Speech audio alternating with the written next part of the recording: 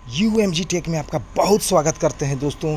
बहुत बड़ी खबर आ गई है। सरकार ने घुटने टेक दिए हैं कि फोल्डर अपलोड करने के लिए शिक्षकों को मेधा क्रमांक और मेधा सूची अपलोड करना था, अब उसकी बाध्यता ख़त्म कर दी गई है। यानी आपको ना मेधा क्रमांक भरना है ना मेधा सूची अपलोड करना है। तो हमारे चैनल को तुरंत सब्सक्राइब कर लीजिए दोस्तों। हम आगे बताते हैं कि कैसे कैसे देखिए इसमें क्या करना होगा। सबसे पहले गूगल या क्रोम के सर्च ऑप्शन पर जाके जब absolin.bihnikin टाइप करते हैं तो इस तरह का पोर्टल खुलता है और वहाँ से टच करके जब आते हैं शिक्षा विभाग के पोर्टल खुलता है।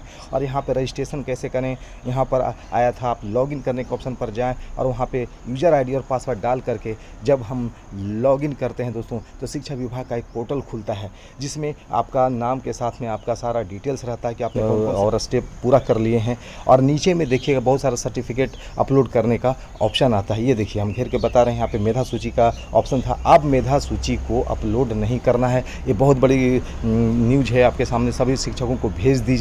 साथ ही साथ मेधा क्रमांक के बारे में बहुत संशय बना हुआ था। बहुत सारे शिक्षक पूछ रहे थे कमेंट करके और फ़ोन करके कि मेधा सूची कहाँ, मेधा क्रमांक कहाँ से लाएं दोस्तों, मेधा क्रमांक नहीं मिल रहा है। तो आपको बता दें, ये देखिए आप यहाँ पे जब लॉगिन करके आप पर्सनल डिटेल्स के ऑप्शन पर जाते हैं तो वहाँ पर नीचे में देखिए जब आता है नियुक्ति का विवरण, तो वहाँ पर बहुत सारे विवरण आपको भरने रहते हैं, आपका पर्सनल डिटेल्स भरना रहता है।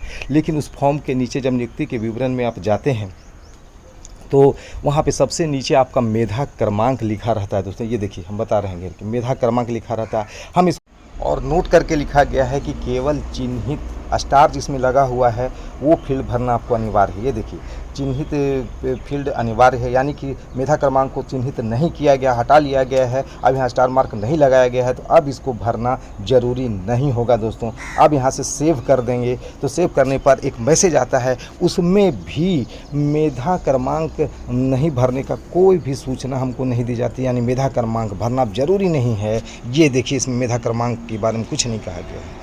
अब बताते हैं कि मेधा सूची की अनिवार्यता भी समाप्त कर दी गई है दोस्तों।